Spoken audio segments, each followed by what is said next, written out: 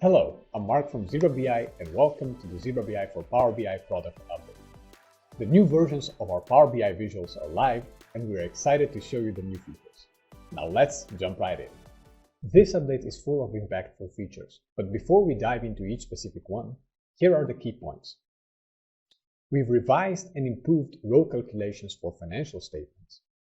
Ragged hierarchies are now available in the new supercharged tables.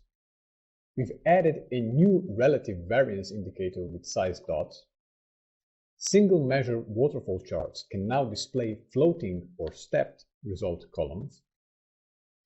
We have extended the annotation layer commentary to all charts, including charts with primary vertical axis, stacked charts, and small multiples. We've also added a rich text editor for easy formatting of annotation layer comments. And as a bonus, we'll show you a preview of image support in tables coming with version 7.5. Now let me show you the features in action. We are introducing a new way of rolling out new features by public preview. Here's where you can find them. Select a Zebra BI visual, go to Format Settings, and find the Preview Features section. Similarly to how Power BI rolls out new features, by toggling on a preview feature, you as a report designer can now choose whether to use a feature before it becomes generally available. This enables users and designers to try out new capabilities without drawbacks, as you can easily revert any changes by toggling the preview feature off. The first preview feature is an important update to our Zebra BI row calculations in tables. We have fully revised and improved how the row calculations work. Allow me to show you what has changed. But before that, by row calculations, we mean skip and invert, invert all, and result calculations, which are heavily used for financial statements and subtotal calculations. So, among other things, we have consolidated the invert and invert all children into a single invert function. Invert, skip, and result functions now have optimized behavior and performance across multi-level hierarchies. We have cleaned up behavior of calculations for edge cases, and now let's see how to enable this. By having the Zebra BI tables visual selected, go to the Format pane and under Preview Features, toggle on the Hierarchical Calculations Revision Preview. Once you toggle it on, you will be greeted by a pop-up which explains what happens if you toggle on and convert the existing calculations to the new way of calculating them. But it also explains how to revert back and what happens on reversal. So basically, any change done after the toggle will be saved in the new calculations way, but if you revert back, all those changes will be reverted back to the state prior to the visual calculations being toggled on. So with this in mind, you can always go back to the original state if something does not follow the expected behavior. Once we confirm this, the calculations will now automatically migrate to the new way. So all inverts will be converted to invert, and results will correctly propagate across the entire hierarchy and so on. This change will ensure faster upgrade development for our Zebra BI tables product and enable further calculations and custom formula enhancements. More importantly, it will make building your financial statements even simpler, so you can focus on the insights and clarity they bring to all stakeholders. This has been a big and successful undertaking, which wouldn't be possible without diligent work from our entire team, but also from you, our users, who have provided valuable feedback on every step of development. On behalf of the entire team, we thank you. Elegant ragged hierarchy handling was one of the defining features of our Zebra BI tables prior to our 6.0 release. Unfortunately, we could not ensure proper support when we migrated the tables to a more optimized background architecture. Because handling of ragged hierarchies was so important for several of our clients, They even chose to remain on version 5.4 of our now called legacy ZBruBI tables. This means many of you were essentially missing out on many great features we've introduced since then. Now let me just mention some of those. The annotation layer commentary and highlights, many performance improvements, dynamic column headers and visual titles, easy column width resizing, format for model, just to name a few. So what's the deal here, you might ask? Well, we finally brought back ragged hierarchy support and combined it with the new tables. Let me show you what I'm talking about. So first, I will show you what a ragged hierarchy actually looks like. So when we're dealing with hierarchies, we often have parent-child relationship and leaves or strands, branches of hierarchies that don't go to the same level of depth. That means, for instance, when we have a gross margin and it goes down the entire hierarchy, when we actually display this, it will basically repeat on each level and the depth of the hierarchy. Now, previously, we elegantly consolidated all of those into one, right? And same for, let's say, when we're dealing with others, right? So here, all of the P&L accounts basically from level 2 and 3 could be consolidated into one instead of repeating itself. But we don't do it on other accounts, like for balance sheet accounts here in assets and so on, right? So that's important why to have a really clean look of the hierarchies, we need to properly handle those hierarchies. So if we return back to the report view, let me just show you this feature, right? Make sure you see that, okay, we have gross margin and it is repeated even if we expand the hierarchy, and this information actually does not add any value to our report. So why should we duplicate it? Okay, so you will find the new feature once you turn on the new preview features for updated hierarchical calculations, and you first need to turn this on, right, as we did before. Once you have this turned on, you will now see a new section called data loading. And if we just open it up, you can see that we now have a drop down here for optimizing data loading for importing live connections and drill down. And the other option actually allows us to switch within the same visual to the direct query and ragged hierarchy optimized loading. I will explain the direct query part in just a few moments, but let me just show you what happens when we switch. Voila. All the ragged elements have actually now been consolidated, and we just see gross margin once. Same for the operating income. And in this way, with just one setting, you will clean up all your ragged hierarchies and repeated elements.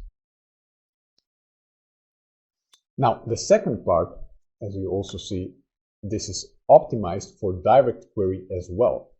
As it turns out, in many cases where working with direct query, you want to load the entire data within the visual on the initial load, because it will generally perform faster than when the user interacts with the report, because it won't load the query each time the interaction happens, but only on that initial load. As it turns out, we need to do the same full load for ragged hierarchies in order to recognize them in the deep hierarchies. Anyway, so in order to consolidate the hierarchy children. So with this, we actually kill two birds with one stone, as the saying goes. Now, what this means in practice, right? What is the benefit? This means that basically all remaining users from tables version 5.4 can now safely migrate to 7.4 and subsequent versions of ZBruBI tables, knowing that you have access to clean, ragged hierarchy handling while getting all the additional powerful features that I've mentioned before from the latest releases. Also, for those of you who run your Power BI setups on direct query, since direct query is known to be suboptimal for performance, you can give this new setting a try and see.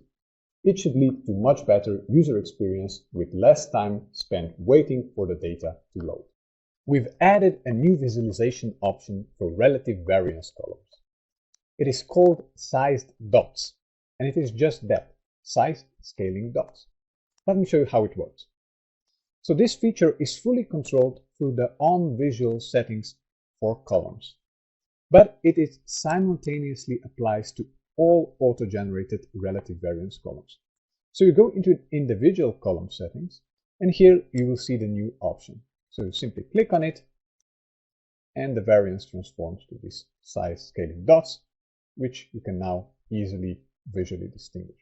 So this is very useful when we want to have, when we're dealing with limited space like this, and we still want to understand our variances, right? It's better than just the basic number type or even a pin chart, which would here be really narrow. But the other case is, of course, when we're dealing with cross steps like this, right? And we just quickly want to spot the outliers. Now, further on, we can, of course, use the advanced annotation layer feature to even highlight them and further draw our attention to those individual points or multiple of them like this, right? And we can even then comment on top of that. So this is a nice way how to actually visualize information instead of just plain numbers, which of course is better because it indicates performance and we easily process that information visually. And it's also a good choice for limited space, right? In this case, maybe a pin chart would not be as understandable because, of course, it would be really narrow on each of the charts. But here, when we have condensed information, we can even spot the outliers really easily, right? We can even then, of course, highlight and so on. Now, we have many users asking for conditional formatting, and this is an elegant way to resolve one of the asks of conditional formatting, which is variance display with icons. And the setup, as you have seen, is very straightforward and done with just 2 clicks. Waterfall charts are one of the defining features of ZebraBI. They're essential for contribution analysis and are great for highlighting the individual components of a total or end result. However, sometimes you want to break down the intermediate results into contributing components. This was somewhat challenging until now, because you couldn't simply mark certain columns as results and have them remain floating for clearer analysis. This functionality was something many of you requested because it's needed in many cases where you want to analyze those intermediate results in custom waterfall charts. Now we've addressed this with our new floating result columns. Let me walk you through how this works. So with this update, we introduced the ability to mark certain columns not only as results, for instance here on subscription revenues, right? You can mark it as a result, but also as a floating result. Now, first, of course, we want to start from the x-axis, so we'll just keep it as a result, but the other components of our overall revenues, such as service revenues and interconnected revenues, can now be marked as floating results. And besides that, these columns will now build upon the previous results, so creating a more logical and intuitive flow of your analysis. Floating result columns come with highlight options and scenario patterns, so you can even highlight them and apply the IBCS notation patterns for better clarity. And this gives you more customization to fit your analysis style. The columns are now not marked as a variance and display the correct number format without a preceding plus or minus sign, ensuring your visuals are clean and understandable. So let's mark also the interconnected revenues as floating results. And now we can see how all the revenues contribute to the total revenue result. Now, if we so choose, we can also just remove the overall result and have a clearer display like this. Now, the obvious benefit is that this new functionality will help anyone who relies on detailed breakdown analysis with the custom or single measure waterfall charts. By marking your columns as floating results, you can now better understand how different components contribute to your intermediate and thus overall results, therefore making your waterfall charts more actionable and understandable. Nowadays, data analysts are required to provide more than just data through reports. Therefore, the ability to easily add insightful comments linked to specific data points is becoming increasingly important for everyone working with reports. To further support this within our visuals, our flagship annotation layer commentary has received further improvements. Allow me to show them to you. So firstly, we now fully support adding comments on all chart options within Zebra BI charts. The three final additions being vertical charts, stack charts, and small multiples of all charts. So let me show them to you.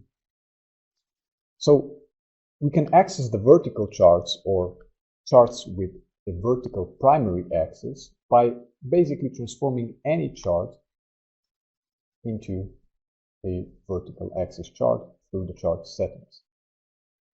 Now, as you can see, the comment already persists here, but even if we were to add a new comment through the annotation layer, now we can do so.